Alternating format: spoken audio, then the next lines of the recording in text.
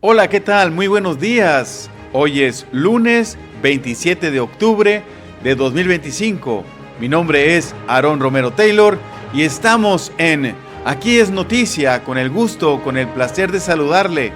El día de hoy estamos recordando el Día Mundial de la Comunicación Audiovisual. En el Santoral Católico estamos recordando, entre otros santos, a San Vicente de Talavera. El día de mañana vamos a celebrar a San Judas Tadeo. Mañana martes 28 de octubre vamos a celebrar a San Judas Tadeo, muy especialmente en la parroquia de San Juan María Vianney en Camino Real. Bueno, sin más preámbulo, comenzamos.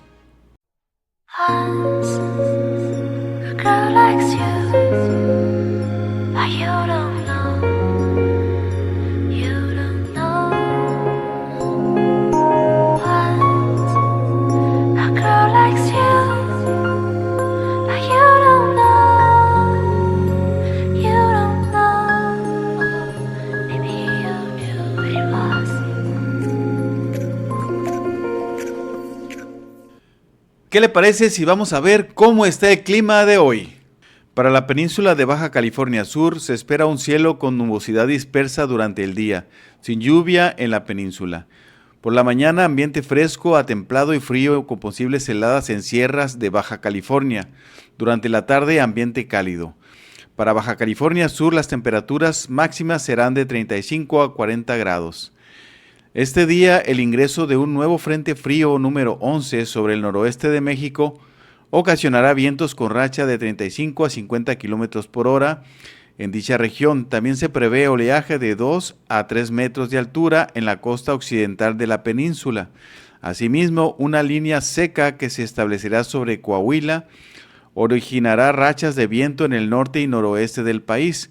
Por otra parte, canales de baja presión sobre el interior del país y la península de Yucatán, en combinación con el ingreso de humedad del Océano Pacífico, Golfo de México y Mar Caribe e una inestabilidad atmosférica, originarán lluvias y chubascos dispersos en estados del occidente, centro, noreste, oriente, sur y sureste mexicano, incluida la península de Yucatán, además de lluvias puntuales fuertes en Chiapas, Tabasco, Campeche y Quintana Roo, así como oleaje de 1.5 a 2.5 metros de altura en el Golfo de Tehuantepec y costas de Quintana Roo. Finalmente, una circulación anticiclónica en niveles medios de la atmósfera sobre la mesa del norte mantendrá baja probabilidad de lluvias en la región mencionada y la mesa central, así como un incremento de las temperaturas vespertinas sobre entidades de esas regiones, además del noroeste y oriente de México.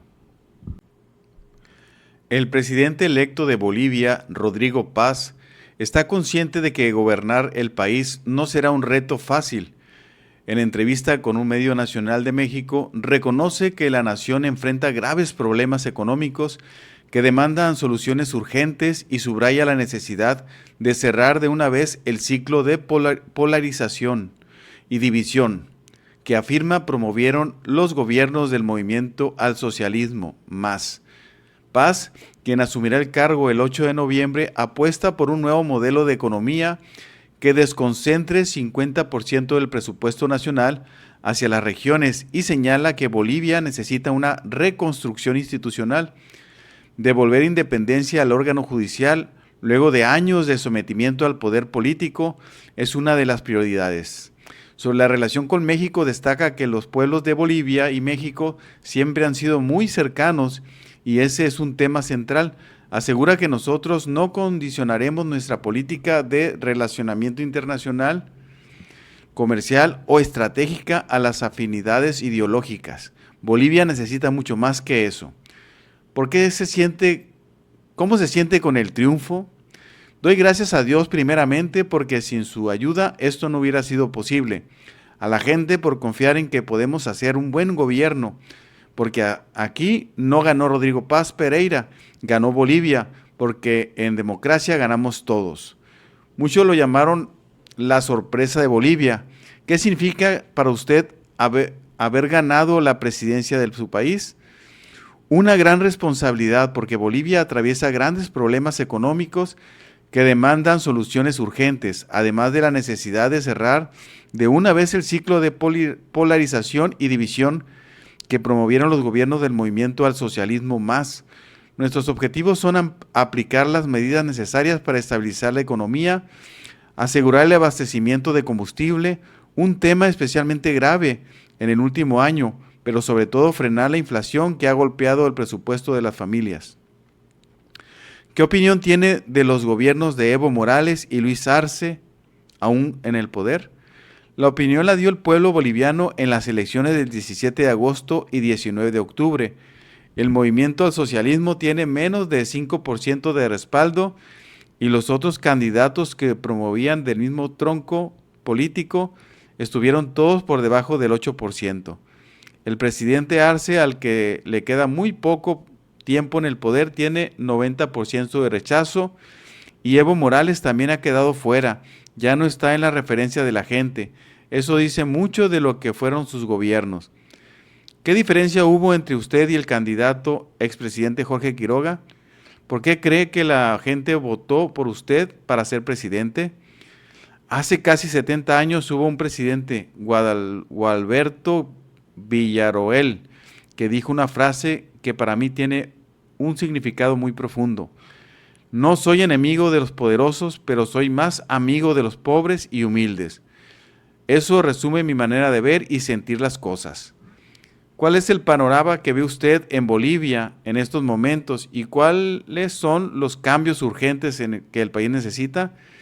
Como dije, estabilizar la economía para luego impulsar la reactivación, lograr la unidad de un país que fue artificialmente dividido y polarizado por los gobiernos del MAS y un nuevo modelo de economía que desconcentre 50% del presupuesto nacional hacia las regiones. Además, y esto no es lo menor, debemos emprender la reconstrucción institucional, devolver independencia al órgano judicial, luego de años de sometimiento al poder político, es una de las prioridades. ¿Cómo serán las relaciones de Bolivia con los gobiernos de izquierda como Cuba, Venezuela y México México? Estamos abiertos a tener relaciones provechosas con todos los países que compartan intereses comerciales y estratégicos, especialmente en nuestra región. Y con Estados Unidos, vamos a retomar las relaciones con Estados Unidos que fueron suspendidas por Evo Morales y esperamos poder establecer esos vínculos estratégicos con todos los países del eje continental. ¿Cómo ve la relación con México? ¿En qué profundizaría? Los pueblos de Bolivia y México siempre han sido muy cercanos y ese es un tema central. Seguramente conversaremos sobre muchos asuntos de interés para ambos países en el campo del comercio, la cultura, el desarrollo tecnológico, etc. Nosotros no condicionaremos nuestra política de relacionamiento internacional, comercial o estratégica a las afinidades ideológicas. Bolivia necesita mucho más que eso. Envío un cálido saludo para todos los mexicanos y esperamos trabajar en conjunto. Bueno, esto fue lo que dijo el presidente electo de Bolivia, Rodrigo Paz. Muy interesante, pues por una parte recuperar la economía que muy frecuentemente ocurre con los gobiernos populistas de izquierda, que vacían, desestabilizan los países al no tener ese equilibrio entre beneficio económico, no hay apoyo para los empresarios, no hay consideraciones para el empresario por una cuestión ideológica absurda y desestabilizan los países. No digo que esté mal que haya programas sociales, por el contrario, pero que sean equilibrados porque también haya programas enfocados a la producción económica. Al final de cuentas, la historia se repite. Los países de izquierda truenan porque no tienen un equilibrio entre beneficio económico y programas sociales. Eso es muy importante y hay que poner las barbas a remojar también en México. Esto puede ocurrir ahora con los nuevos impuestos y todo lo que está ocurriendo. Y por cierto, el tío Richie celebró su 70 aniversario. Ahorita vamos a ver también la nota, que esto también es muy interesante. ¿Por qué? Porque él está pidiendo, no, como dice el dicho, ¿no? Debo, no niego, pago, no tengo. O sea, busca como buen empresario una negociación, un ganar-ganar. Esperemos que la presidenta Claudia Sheinbaum entienda todo el contexto y no se deje llevar por la ideología. Ella gana si hay una negociación a través con este empresario, y él también gana. De otra manera, que si se cierra la puerta, no hay negociación, entonces tiene la puerta abierta para ser un candidato a la presidencia de la República, sumar todas las fuerzas, porque el tío Richie no va solo, va a tener respaldo de los empresarios que han sido afectados por las políticas económicas de México. Hay que poner atención y hay que analizar la geopolítica que se está moviendo en este momento, que ahorita vamos a la otra nota, cómo Estados Unidos, cómo Donald Trump está presionando a Venezuela y también a Petro por las cuestiones. Ha enviado un portaaviones, el portaaviones más grande del mundo, y también un buque que están presionando a Venezuela, al presidente de Venezuela. Bueno, vamos a la noticia, ¿qué le parece? Un buque de guerra de Estados Unidos atracó en la capital de Trinidad y Tobago el domingo, mientras la administración de Trump aumenta la presión militar sobre la vecina Venezuela y su presidente Nicolás Maduro. La llegada del USS Gravely, un destructor de misiles guiados, a la capital de la nación caribeña, se suma al portaaviones USS Gerald R. Ford, que se está acercando a Venezuela. Maduro criticó el movimiento del portaaviones como un intento del gobierno de Estados Unidos de inventarse una nueva guerra eterna contra su país. El presidente estadounidense Donald Trump ha acusado a Maduro, sin proporcionar pruebas, de ser líder de la banda del crimen organizado Tren de Aragua. Funcionarios trinitarios y norteamericanos indicaron que el enorme buque de guerra permanecerá en Trinidad y Tobago hasta el jueves para que ambos países puedan llevar a cabo ejercicios de entrenamiento. Un alto funcionario militar de Trinidad y Tobago dijo que los ejercicios fueron programados recientemente. El funcionario habló bajo condición de anonimato debido a la falta de autorización para discutir el asunto públicamente. Kamlan Pershat Bissessar, la primera ministra de Trinidad y Tobago, ha sido una defensora vocal de la presencia militar de Estados Unidos y de los ataques mortales a barcos sospechosos de tráfico de drogas en aguas frente a Venezuela. Jennifer Neidhart de Ortiz, encargada de negocios de la Embajada de Estados Unidos, declaró en un comunicado que los ejercicios buscan abordar amenazas compartidas como el crimen transnacional y construir resiliencia a través de los entrenamientos, misiones humanitarias y esfuerzos de seguridad. La visita se produce una semana después de que la Embajada de Trinidad y Tobago advirtiera a los estadounidenses que se mantengan alejados de las instalaciones del gobierno norteamericano. Allí, las autoridades locales explicaron que ello fue a raíz de una amenaza reportada contra los estadounidenses. Muchas personas en Trinidad y Tobago critican el atraque del buque de guerra en la ciudad. En una reciente manifestación frente a la Embajada de Estados Unidos, David Abdullah, líder del partido político Movimiento por la Justicia Social, sostuvo que Trinidad y Tobago no debería haber permitido que el buque de guerra entrara en sus aguas. Este es un buque de guerra en Trinidad que estará anclado aquí durante varios días, a solo millas de Venezuela, cuando hay una amenaza de guerra, expresó Abdullah. Esto es una abominación.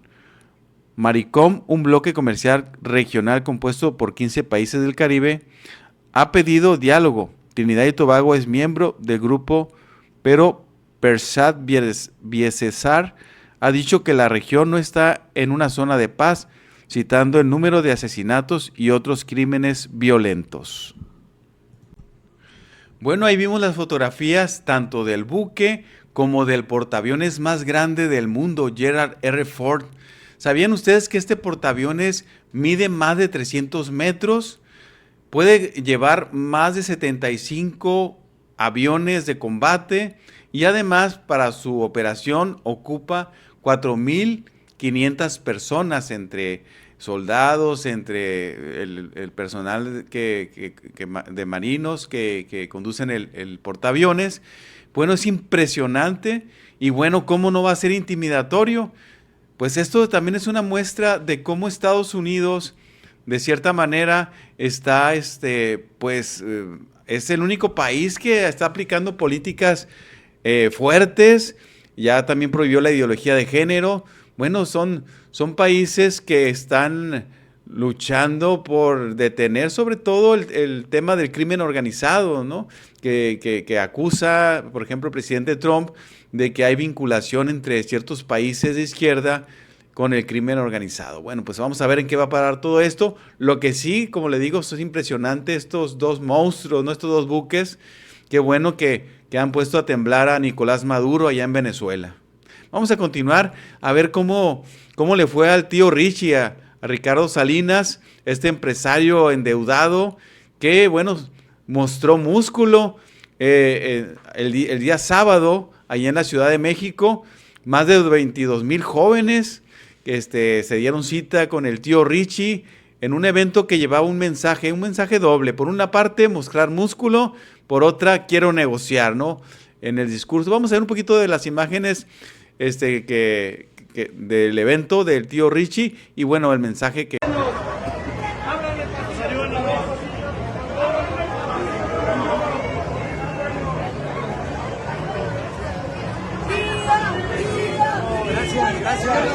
Grupo Salinas estamos cansados de tanto litigio, que queremos terminar esta pesadilla para poder seguir creando valor para 20 millones de clientes en Banco Azteca, 10 millones de clientes de Electra, 5 millones de clientes de Total Play, y para garantizar la estabilidad económica de más de 200,000 familias del grupo.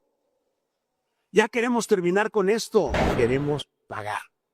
Y mire, para que no haya duda, hoy estamos publicando 2 documentos.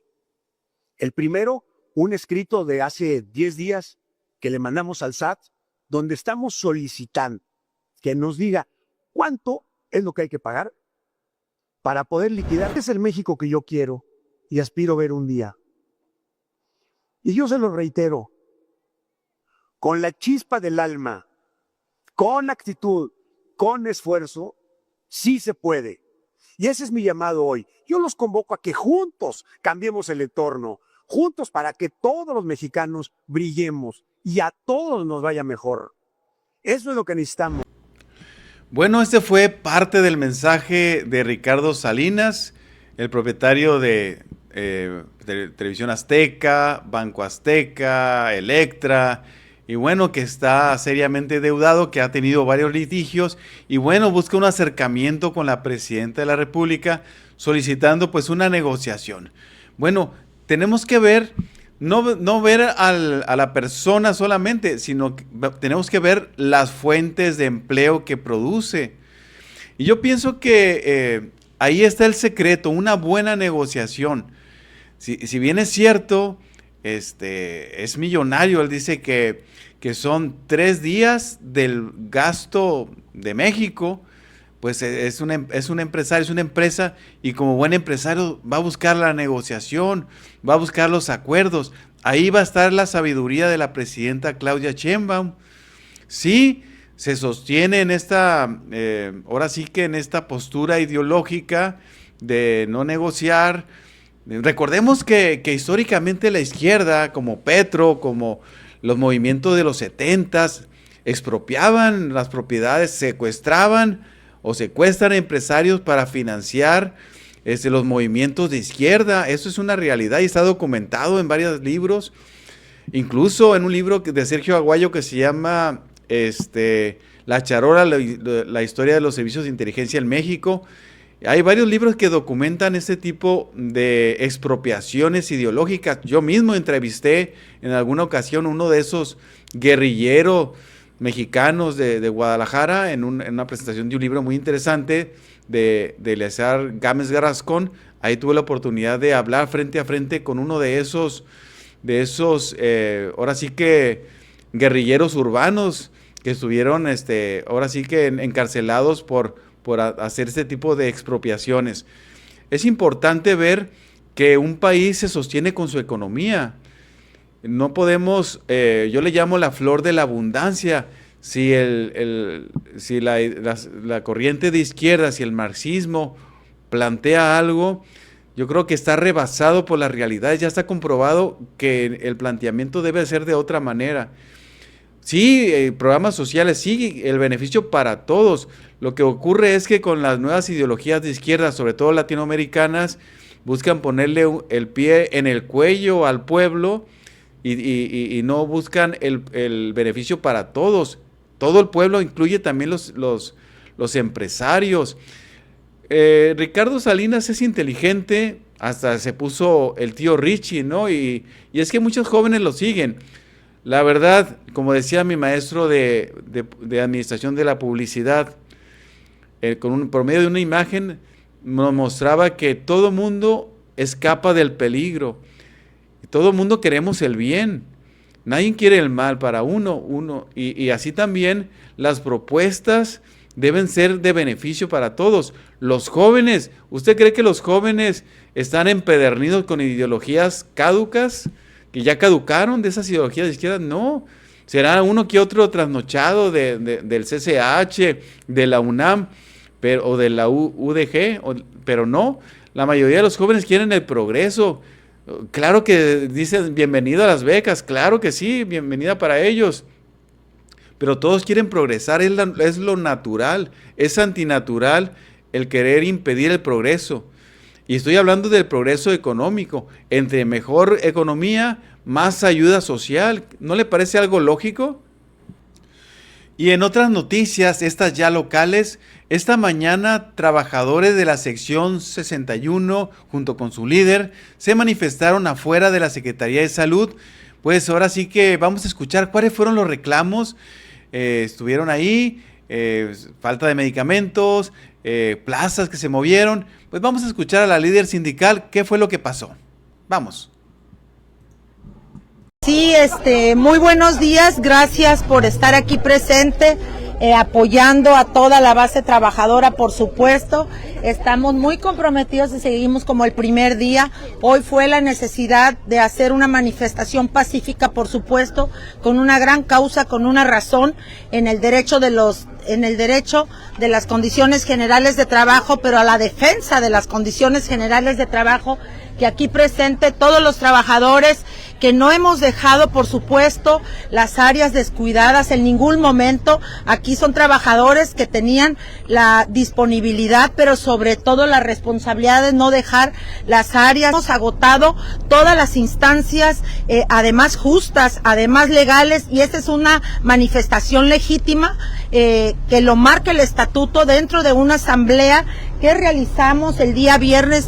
Con más de 450 trabajadores presentes, decidimos que vamos y estamos en pie de lucha, compañeros, porque es necesario.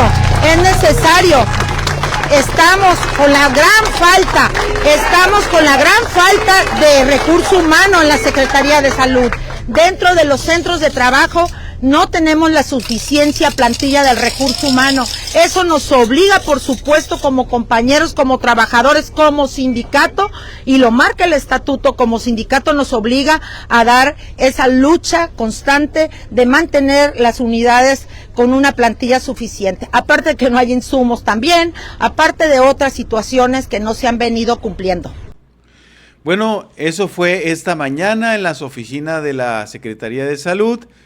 Y bueno, en otras noticias quiero comentarle que el día de mañana, martes 28 de octubre, es el día de San Judas Tadeo. Este santo, pues, que es muy querido por los católicos, que pues ahora sí que es el santo de las causas difíciles. El día de hoy, lunes 27, va a iniciar la fiesta de este santo en la parroquia de San Juan María Vianney, ubicada en Camino Real. Ahí está el padre Frank.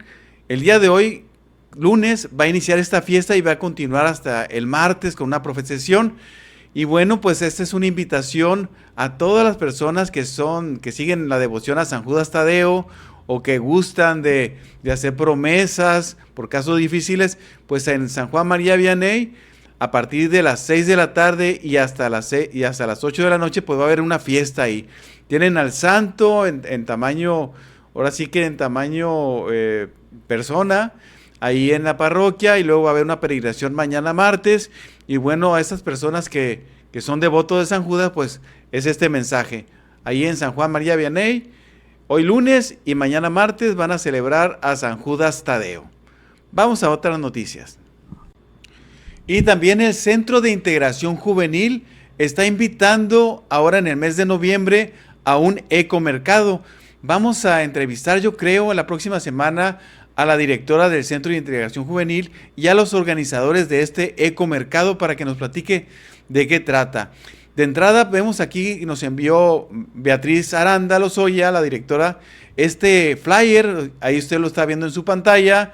Es ecomercado, cuidemos el ambiente, va a haber accesorios personales, zapatos, ropa, muebles, artículos electrónicos, alimentos para venta, toallas, comida para llevar, pósters, blancos, cortinas y más. Dice, te invitamos al ecomercado que se llevará a cabo en el Centro de Integración Juvenil, viernes 21 de noviembre y sábado 22 de noviembre. El costo por espacio y día es de 350 pesos. Lo recaudado será para rehabilitar el techo del gimnasio.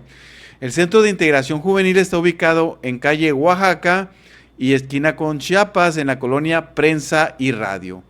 Pues ya escuche usted, el Centro de Integración Juvenil está convocando, está promoviendo estos espacios por 350 pesos para que usted pueda ir a vender sus productos, y lo que se recaude será pues para apoyar en la remodelación del techo de este gimnasio, que muy útil es para los jóvenes, para las personas que están apoyándose en su rehabilitación y para prevenir pues las adicciones.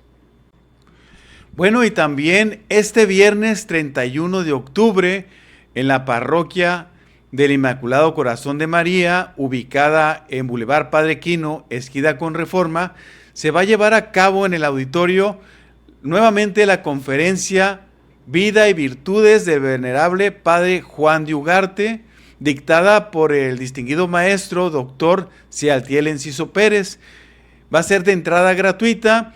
Ahí el doctor Enciso va a hacer firma de libros, y si usted quiere adquirir, ahí también lo puede hacer.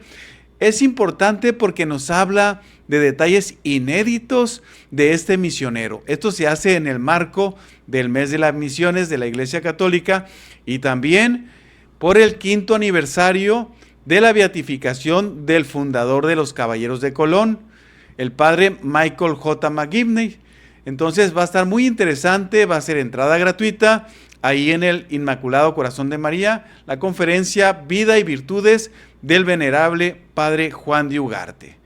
Se nos ha terminado el tiempo, amigas y amigos, agradecerle su presencia, el que nos siga, el que comparta nuestro programa. Aquí es noticia. Es muy importante para nosotros pues que nos vea, que nos siga, que nos comparte, que nos recomiende, y también puede enviarnos información de índole social que sea de beneficio para todos, claro que sí, o si quiere alguna cobertura o algún servicio de publicitario, con gusto hacemos la cobertura. Gracias por compartirnos, por recomendarlos, y los vamos a dejar con el obispo de la Diócesis de La Paz, don Miguel Ángel Albadía, con su mensaje semanal. Tengan un excelente inicio de semana y nos vemos la próxima semana. Muy buenas tardes o muy buenos días, depende de a qué horas me vean. Me da gusto de nuevo poder estar con ustedes para comentar juntos acerca de la palabra de Dios, basándonos concretamente en las lecturas que hoy domingo vamos a escuchar en la Santa Misa. Hoy, si la del domingo pasado nos hablaba de la importancia que tiene la oración, y una oración insistente, como de aquella mujer viuda, que no dejó de molestar al juez hasta que el juez le hizo justicia por su insistencia, y en la que Jesús nos dice, bueno, si ustedes que son malos, ¿verdad?, saben ceder ante la insistencia, ¿qué esperan ustedes de Dios? Y nos planteaba esa gran pregunta muy difícil para todos nosotros. Y con eso cerraba Jesús su evangelio. Pero cuando venga el Hijo del Hombre, ¿ustedes piensan que encontrará fe sobre esta tierra? Nos preguntaba si habrá fe. Y eso es importante de saber, de contestarnos. ¿Realmente yo soy una persona de fe o no soy una persona de fe? Pero si el domingo pasado nos hablaba de la necesidad de orar y de orar con insistencia, de ser perseverantes en la oración, pues ahora nos habla también del cómo rezar, del cómo rezar. Y lo hace basándose en una parábola que él le gustaba hablarle así al pueblo. Y nos habla de dos hombres que van al templo a rezar. Uno de ellos era fariseo. Ya todos conocemos lo que eran los fariseos en los tiempos de Jesús. Eran judíos, laicos, no sacerdotes, laicos, que querían tomar muy en serio la ley de Dios, los mandamientos de Moisés y los mandamientos que toda la tradición había hecho, y que en base a esos mandamientos o en base a esas tradiciones juzgaban a los demás, y ellos se sentían por encima de los demás. Ellos eran los que muchas veces señalaban a Jesús, porque no lo veían a veces lavarse las manos cuando comía, porque lo veían que a veces no respetaba el sábado, sino que hacía milagros curando gente, e incluso incitando a otros a violar el sábado, como aquel paralítico al que le dijo levántate y anda, y él tomó su camilla y se fue a su casa, y lo pescan caminando y llevando la camilla y le preguntan, oye, pues hoy es sábado. Bueno, pues ese no sé quién ya después descubrió que era el tal Jesús de Nazaret y fue a decirles. Bueno, si así nos hablaba el domingo pasado, hoy nos habla pues de la forma en que debemos rezar. Y nos dice que el cristiano, el verdadero creyente, debe de rezar pues con mucha humildad. Es decir, cuando queremos pedir algo, porque aquí se trata de la oración de petición. Sabemos que hay 4 grandes líneas de oración. Está la oración que llamamos propiciatoria, que es para pedirle perdón a Dios por nuestros pecados. Está la oración de impetración, para pedirle a Dios algún favor, alguna gracia, su ayuda.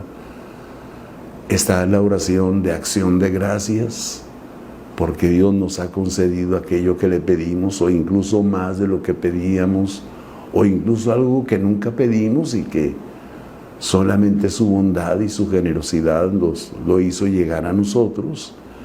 Y finalmente está pues el principal modo de oración que debe de tener el creyente, que es la adoración. La adoración que no es darle gracias a Dios por nada concreto, sino es ese vivir maravillados, admirados, sorprendidos ante un Dios tan grande. Al ver el sol, la luna, los astros que has creado, me siento tan pequeño. ¿Qué es el hombre para que te acuerdes de él? Lo hiciste dueño de todas las cosas y solo lo hiciste por un poco de tiempo, inferior a los ángeles. Esa es la oración de adoración. Cuando nosotros nos postramos y le manifestamos a Dios nuestra admiración por Él, porque al ver la grandeza, la majestad, la perfección, la hermosura de todo lo creado, descubrimos que si esas cosas son bellas, que si esas cosas son grandes, son portentosas, son admirables, pues mucho más debe de hacerlo aquel que las hizo. Decimos muchas veces que el hombre se conoce por sus obras, el árbol se conoce por sus frutos. Bueno, si estamos viendo que la obra de Dios es así, imaginémonos cómo es Dios. Y nosotros creemos en ese Dios. Un Dios grande, un Dios poderoso, un Dios digno de ser adorado. Y no solo digno, un Dios que debe ser adorado. Y entonces el fariseo pues va a rezar, y a veces en lugar de adorar a Dios y de pedir con humildad alguna gracia, hasta parece que va a presumirle. Te doy gracias, Señor, porque no soy como los demás. Porque si tú te has dado cuenta, yo soy alguien muy especial. No soy como el resto de la gente. ¿Ya viste allá atrás? Allá atrás está un publicano, un judío que se dedica a cobrar impuestos para el Imperio Romano, siendo que tú nos hiciste para ser libres. E impuestos que son carísimos, ¿verdad? Y no dudo yo que como cualquier cobrador de impuestos ha de agarrar tajada, aparte de su sueldo. Entonces te doy gracias porque no soy como él. Te doy gracias. En cambio el otro pues era precisamente el publicano que estaba en la puerta del templo y ni siquiera se animaba a entrar al templo. Y desde ahí, desde la entrada, se postra, y lo único que le dice a Dios es: Dios mío, ten piedad de mí, porque soy un pecador. Y Jesús dice, bueno, Dios escuchó las dos oraciones, pero ciertamente el único que salió justificado de esa oración fue el publicano y no el fariseo. No el fariseo que rezó desde su soberbia, desde su sobreestima o sobrevaloración de sí mismo, sino el publicano que rezó desde la humildad, desde el reconocimiento de ser pues un miserable, de ser un pecador, de no ser digno de estar en la presencia de Dios, ¿verdad? De hecho, hay una de las anáforas que en un momento dado nos hace decir al sacerdote que preside la misa: te damos gracias porque nos haces dignos de servirte en tu presencia. Tú nos consideras dignos, ¿verdad? No lo somos, pero el Señor nos considera y nos hace dignos realmente de estar en su presencia, de hablar delante de Él, de hablar con Él. Entonces a Jesús le gusta que recemos así, con esa humildad, no con la soberbia de quien se cree superior, sino con la humildad de quien sabe que tiene muchas deudas. También me llama la atención ahora la segunda lectura, que es un párrafo de una carta de San Pablo, en la que pues él ya es consciente de que está llegando al final de su vida, y por estar consciente de que ya está al final de su vida, él nos habla y nos dice, bueno, se acerca ya el momento de mi partida. Está en la cárcel en Roma, se acerca ya el momento de mi partida. Estoy esperando que se cumpla la sentencia que dio el César. Lo único que quiero decirles es, pues vean, he luchado en el combate. No les voy a decir que he ganado, pero sí puedo decirles con sinceridad que he luchado en el combate, que no me he quedado de brazos cruzados. He llegado, he corrido hasta la meta. No les digo que llegué en primer lugar, en segundo lugar, no. Pero ciertamente llegué a la meta, aunque fuera el último, pero llegué a la meta. Y en tercer lugar, pues que he conservado la fe. Que a pesar de las dificultades, de los problemas de la vida, que a pesar de las situaciones adversas, a pesar de que muchas veces me sentí traicionado, incluso por los mismos hermanos de mi religión, de mi misma fe, por judíos conversos al cristianismo, aunque muchas veces me sentí traicionado, he conservado la fe. Jamás nada ni nadie me hará dudar de Cristo Jesús. Ahora, dice Pablo, pues solo me espera pues el premio que Dios quiera darme. Y se despide. Y me llama la atención una frase que en esa despedida nos dice: cuando todos me dieron la espalda, cuando nadie estuvo conmigo, a mi lado siempre estuvo el Señor. Y yo creo que esa frase es la que nos debe de quedar fija en nuestra mente.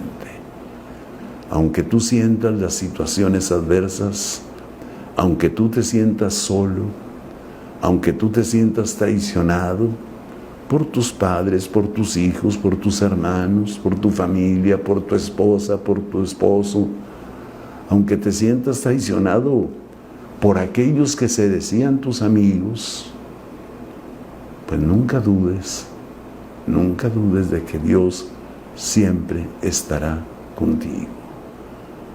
Aunque tú sientas la adversidad, sientas el viento en contra, mantener siempre la certeza: el Señor estuvo conmigo, el Señor estuvo a mi lado.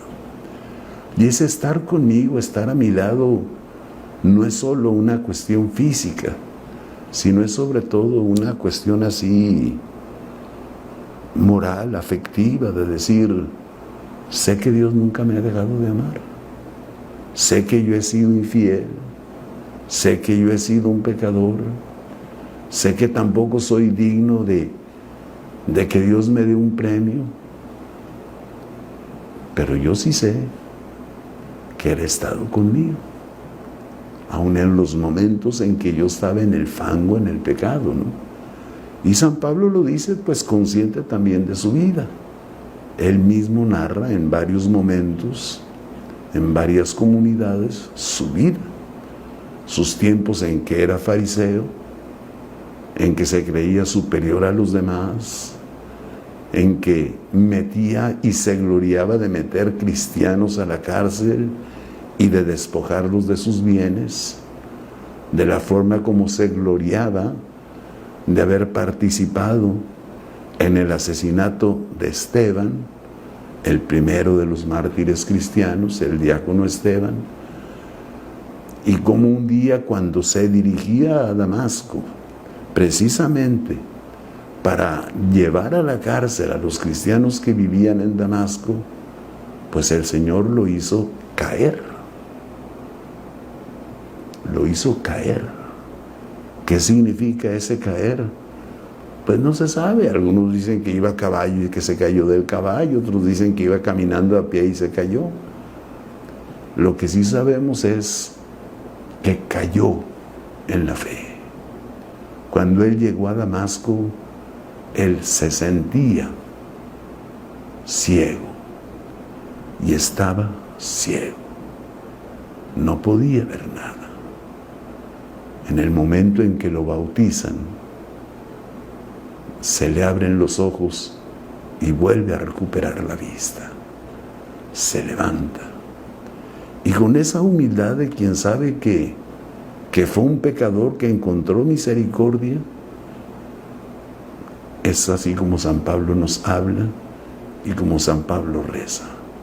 No habla con la soberbia de un fariseo que ha cumplido sus deberes, que ha cumplido la tarea, sino con la humildad de un publicano que dice: Señor, pues muchas veces yo creí que te agradaba al meter cristianos a la cárcel, que te agradaba cuando los despojaba de sus bienes.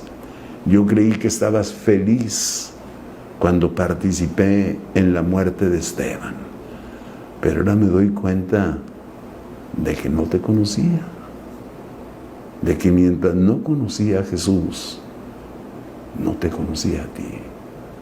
Por eso ahora, Señor, soy capaz de dejarlo todo con tal de alcanzar a Cristo. Porque para mí ya Cristo es lo más valioso, es la perla preciosa, es el tesoro escondido, es lo que nunca me imaginé encontrar.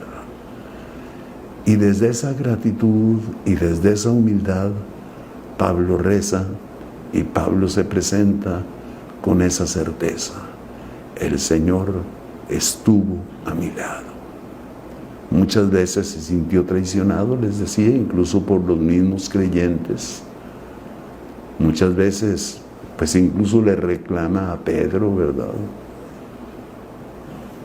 Y sin embargo, él siente que Jesús siempre estuvo a su lado y le da gracias, porque es consciente de que ni siquiera es digno de llamarse cristiano, que él debió haber sido abortado antes de nacer. Y así lo dice explícitamente en sus cartas. Pues hermanos y hermanas, ojalá estas palabras sencillas de la Sagrada Escritura que meditaremos hoy domingo nos ayuden a reflexionar y a descubrir y a darnos cuenta del parecido que tenemos con Dios, un enorme parecido. Para mí es muy distinto cuando una persona viene con humildad y me pide algo. Oiga, señor obispo, le quiero pedir este favor, o sabe que necesito, o me gustaría que usted me casara, o esto o lo otro, a cuando vienen y prácticamente me están chantajeando, ¿verdad? Cuando viene la gente y me dice: oiga, fíjese nada más que yo toda mi vida he servido en la iglesia, y que yo desde chiquillo fui monaguillo, y que toda la vida he estado en los grupos juveniles y luego me hice adulto, pero entonces yo quisiera que usted me case. Pues dice uno: bueno, ¿me estás chantajeando o qué, verdad? Una cosa es pedir y otra cosa es chantajear. Y a Dios no le gusta ser chantajeado. A Dios no le gusta ser chantajeado. No le gusta que le echemos en cara lo que hemos hecho por Él. Porque a final de cuentas, si vivimos, si lo hemos conocido y si hemos descubierto su grandeza, ha sido gracias a Él. Pudiéramos ser gente sin fe, pudiéramos incluso no haber nacido, podríamos incluso haber sido abortados antes de nacer. Que Dios sea pues bendito y que nos ayude a tener siempre esa humildad para presentarnos a los ojos del Señor, y con esa humildad presentarle también nuestras necesidades, darle gracias por sus favores, pedirle perdón por nuestros pecados y sobre todo adorarlo, manifestarle que nos maravilla su grandeza, su poder, su amor, ese amor que lo llevó al límite cuando envió al mundo a su propio Hijo para que muriera por nuestros pecados y mediante su propia sangre adquiriera para Dios su Padre un pueblo santo, que es la Iglesia, y al cual no por mérito propio, ni por el solo deseo de nuestros padres, sino por la voluntad de Dios, nosotros participamos por medio del bautismo y del don del Espíritu Santo que con el bautismo nos ha sido dado. Pues hermanos, que Dios nos bendiga, que aprendamos a ser humildes como María, humildes en nuestra oración, humildes en nuestras súplicas, y que el Señor escuche siempre nuestra oración. Nuevamente me despido de ustedes implorando la bendición de Dios por medio de María y pidiéndole que, siguiendo el ejemplo de María humilde y sencilla de corazón, también nosotros aprendamos a ser humildes y sencillos de corazón para hablarle a Dios con entera confianza y saberle solicitar aquello que necesitamos, no como quien exige, no como quien chantajea, no echándole en cara que pues oye, ¿por qué me enfermé yo si yo siempre voy a misa? ¿Por qué a mí me pasó esto? ¿Por qué choqué el carro si yo soy de los que lo bendicen? En cambio el vecino no, ni cree en ti, nunca ha chocado, y yo mira, el primer carro que tengo. No. Saber dejar que Dios sea Dios y saber ubicarme también yo en la presencia de Dios. Pues hermanos, que por la intercesión de María los bendiga el Dios Todopoderoso, Padre, Hijo y Espíritu Santo. Nos estamos viendo. Dios los bendiga. Desde Baja California Sur, donde el ritmo de la ciudad y la voz de su gente marcan la agenda, donde las decisiones, los movimientos y los hechos construyen el día a día. Gobierno, sociedad, turismo, economía. Aquí se enlazan los temas que nos afectan y nos definen. Desde La Paz hasta Los Cabos, Loreto, Mulegé y Comondú. Te mostramos lo que importa. Esto es Aquí es Noticia.